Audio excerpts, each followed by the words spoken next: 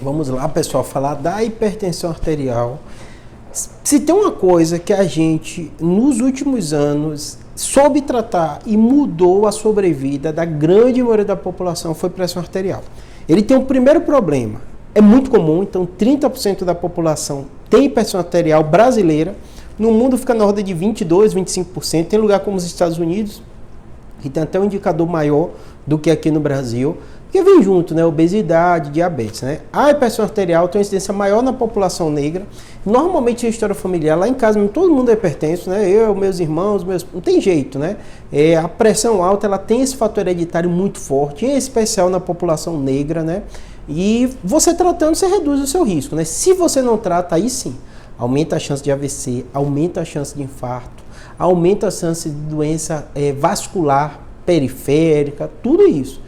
Então é muito importante você tratar. E o grande problema da hipertensão arterial, que é uma doença que a gente já sabe há muito tempo, mas os tratamentos são relativamente recentes. Para você ter ideia, desde Hipócrates, né, os primórdios da medicina, eles falavam o termo de... Tem até relatos no Egito, né, doença do pulso rápido, né, a pessoa notava o pulso mais rápido, mais forte, né, e tinha um monte de nomenclatura. Só que a gente não conseguia mensurar isso, né.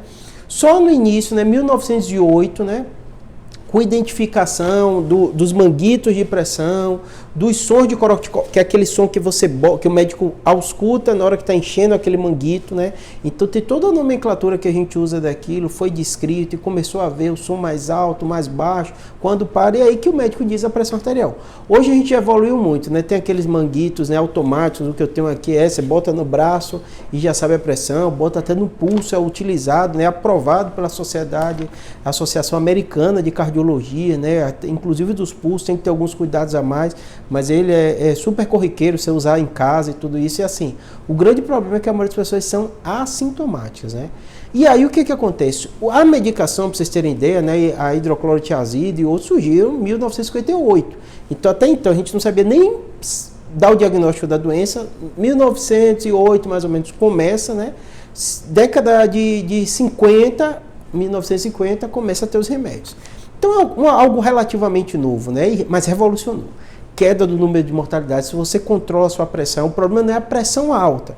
A pressão alta é você ter hipertensão e se não tratar e manter a pressão alta. Então, se você não manter a pressão alta, tomando remédio e tudo isso, o risco volta a alguém que não é hipertenso. Tá bom? Ou chega próximo a isso, né? Porque, obviamente, você tem que estar acompanhando, não deixar muito tempo isso, não causar dano nos vasos. A pressão alta vai causando danos aos poucos, retina, rim, coração, cérebro, tudo isso. Se você está controlando sempre, como é o caso da minha família, todo mundo começa a ter um diagnóstico cedo e começa a tratar a pressão. Se você medir minha pressão, todo mundo lá vai estar a nível normal. Então, volta ao nível normal. Não é pouca gente, não.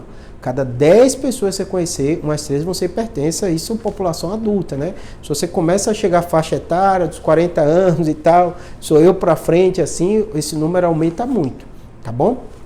30% da população geral. Quando você bota por faixa etária, esse indicador vai aumentando, tá bom?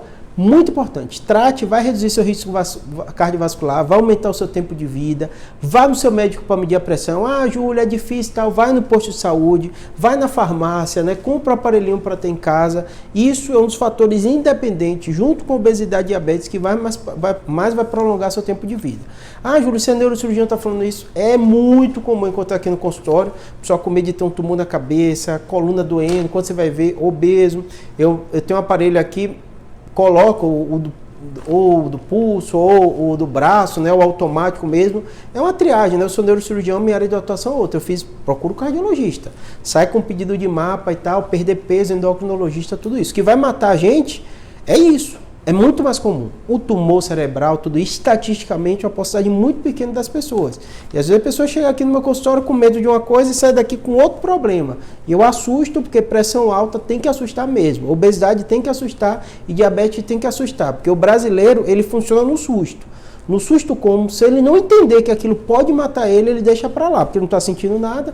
Dor nas costas ele procura, porque está doendo. Dor de cabeça ele procura, mas algo que ele não sente dor, muito difícil. Por isso que você assuste seu familiar mesmo, quem você ama, quem você gosta, para ele procurar atendimento médico, para ele medir a pressão dele, senão ele vai receber um AVC, um infarto. sem avisar nada antes, já vem de uma vez, tá bom? Tem que controlar a pressão, manter os níveis normais, né? Tô dando exemplo meu familiar e tal, tem uma história familiar importante, né? Negro tem mais mesmo hipertensão, tudo isso, então a gente tem que ficar atento a isso, tá bom? Espero ter ajudado, obrigado.